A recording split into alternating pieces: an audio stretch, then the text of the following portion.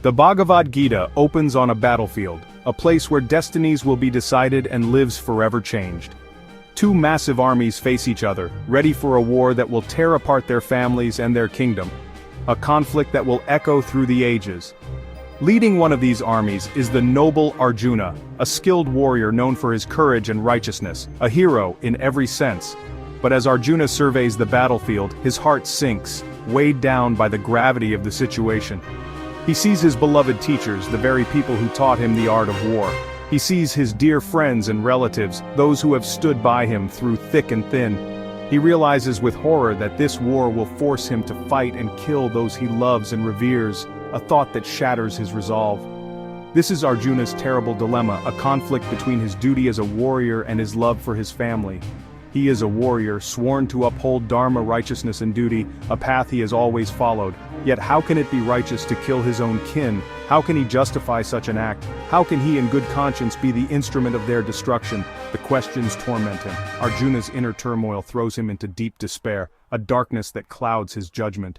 He drops his bow, overcome by grief and confusion, unable to see a way forward. He turns to his charioteer Krishna, who is in fact God in disguise, seeking guidance in his moment of crisis. "I cannot fight!" Arjuna cries, his voice filled with anguish. "I would rather be a beggar than a king with blood on my hands," he declares, choosing peace over the throne. Arjuna's anguish is not just emotional, it's rooted in a deep moral understanding. He knows that killing, even in war, carries a heavy karmic burden. He understands that violence begets violence, hatred begets hatred.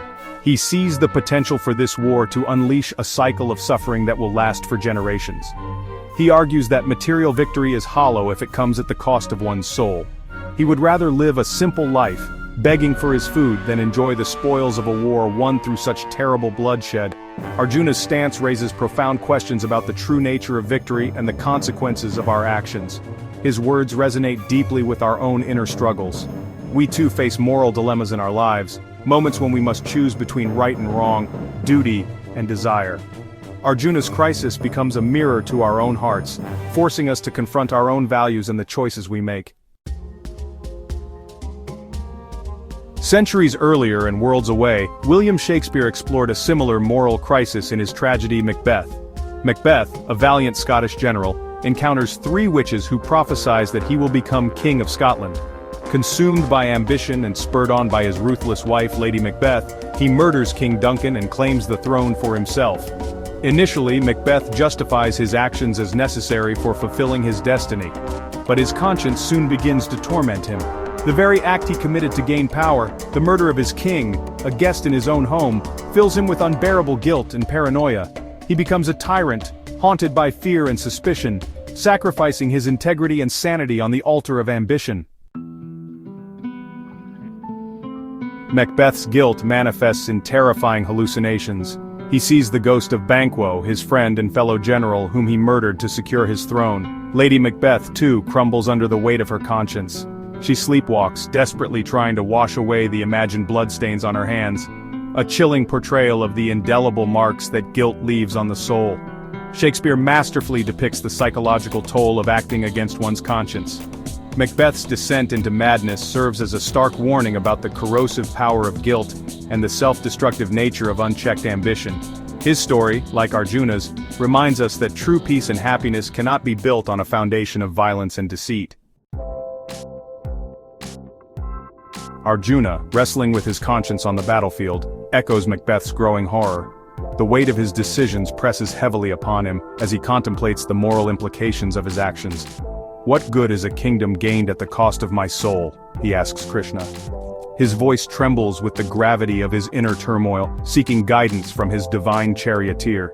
He would rather live a simple life, begging for his food, embracing the humility that comes with it, than rule a kingdom won through the slaughter of his loved ones. The battlefield, once a place of honor, now feels like a graveyard of his principles. This sentiment, the willingness to embrace poverty and humility, to forsake the trappings of power and wealth, rather than live with the stain of sin, reveals the depth of Arjuna's moral character. His contemplative moments reflect a soul in search of righteousness.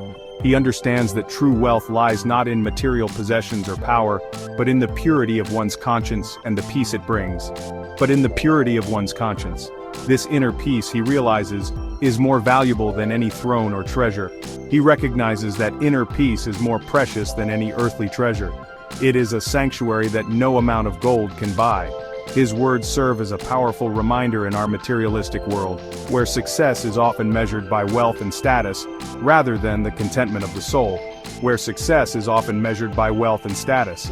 Arjuna's perspective challenges this notion, urging us to look deeper. Arjuna's dilemma challenges us to reevaluate our priorities, to consider the true cost of our ambitions and desires, to ask ourselves what truly matters in the grand scheme of life. Is it the fleeting allure of power and riches, or the enduring peace of a clear conscience? Is it worth sacrificing our integrity, our compassion, our very souls for the fleeting allure of worldly gain? Arjuna's story compels us to reflect deeply on these questions. Both Arjuna and Macbeth, though separated by time, culture, and circumstance, share a profound understanding. The wages of sin are not easily paid. While their dilemmas unfold in vastly different settings, one on a battlefield, the other in the halls of power, their internal struggles mirror each other. Both grapple with the agonizing consequences of their choices, their consciences stained with the blood of their kin. Macbeth's haunting words, "Sleep no more. Macbeth does murder sleep," echo Arjuna's despair as he considers the weight of the impending war. Their anguish transcends the boundaries of their respective stories, becoming a universal expression of the human condition. They remind us that the consequences of our actions extend far beyond the immediate moment, leaving indelible marks on our souls and shaping the course of our lives. Section 7. Words whispered through time. Voices of conscience. The Bhagavad Gita and Macbeth, each in their own way, give voice to the universal language of conscience. Arjuna's anguished cry, "I see no good in killing my own people. What joy could we find in killing the sons of Dhritarashtra?" resonates with Macbeth's own tormented realization, "Wake up, Duncan, with thy knocking. I wish you could." These timeless words, spoken by characters grappling with impossible choices, transcend the boundaries of literature. They become whispered confessions, shared across centuries, reminding us that the human heart, regardless of time or place, yearns for peace, for righteousness, for a clear conscience. The agonizing dilemmas faced by these characters serve as stark reminders of the importance of listening to that inner voice, the compass that guides us towards a life of integrity. Section 8. The Compass Within. Navigating the Moral Maze. The stories of Arjuna and Macbeth offer profound lessons about the importance of following our moral compass, even when the path is fraught with difficulty. Arjuna, guided by Krishna's wisdom, ultimately chooses to fulfill his dharma, but not blindly. He learns to act from a place of selfless duty, understanding that true victory lies in aligning his actions with a higher purpose. Macbeth, on the other hand, allows ambition and fear to override his conscience, ultimately leading to his downfall. His tragic end serves as a cautionary tale, reminding us that true fulfillment cannot be achieved through deceit and violence. The consequences of our actions, both internal and external, shape our destinies, reminding us that the choices we make today determine the paths we walk tomorrow. Section 9. Timeless Dilemmas in a Modern World. The dilemmas faced by Arjuna and Macbeth are not confined to the pages of ancient texts. They resonate deeply in our modern world, reflecting the moral complexities we face in our own lives.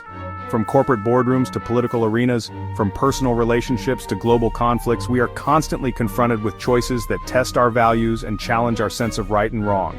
Do we prioritize profit over environmental responsibility? Do we remain silent in the face of injustice? Do we compromise our integrity for personal gain? These questions, echoes of ancient dilemmas, demand our attention, urging us to examine our own motivations and the potential consequences of our actions. Just as Arjuna and Macbeth grappled with the weight of their choices, so too must we navigate the moral complexities of our time, striving to live in alignment with our deepest values. Section 10. Your Conscience, a Guiding Light. The stories of Arjuna and Macbeth offer a timeless message. Our conscience is our most valuable guide. These characters, though from vastly different cultures and eras, Both grapple with moral dilemmas that resonate with us even today. In a world filled with distractions, temptations, and competing voices, it serves as our inner compass, pointing us toward a life of integrity, compassion, and purpose. This inner guidance helps us navigate through the complexities of modern life. Listening to this inner voice may not always be easy. It often requires us to pause, reflect, and sometimes even go against the grain. It may require us to make difficult choices, to confront uncomfortable truths, and to question our own beliefs and actions. To stand up for what we believe in, even when it is unpopular or inconvenient. This courage to act in alignment with our values is what defines our character. But the rewards of living in alignment with our conscience are immeasurable. It brings a deep sense of fulfillment and inner peace. It brings a sense of peace, of wholeness, of knowing that we are living in accordance with our truest selves. This alignment fosters a harmonious existence. Like Arjuna and Macbeth, we are all authors of our own stories. Each decision we make writes a new chapter in the book of our lives. By heeding the wisdom of our conscience, we can strive to live lives worthy of our highest aspirations, guided by our inner moral compass, leaving behind a legacy of integrity, compassion, and positive change. The choice is ours, and the impact of our actions can ripple through generations.